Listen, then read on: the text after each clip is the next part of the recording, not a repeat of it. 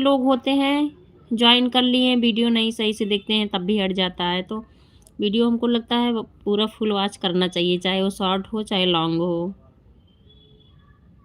अब 1-2 कमेंट तो कर ही देना चाहिए। जो हाथ से कमेंट कर रहा हूँ सेव पर नहीं किया है।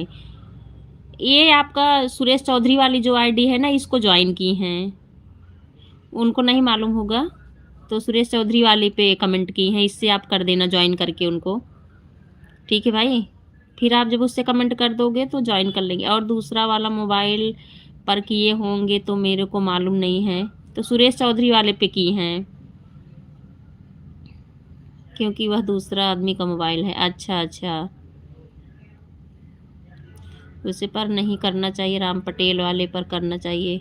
पार्वती सिस्टर, आप ये राम पटेल वाली आईडी को ज्वाइन कर लो। ये कह रहे हैं कि दूसरे का है ये फ़ोन, जो सुरेश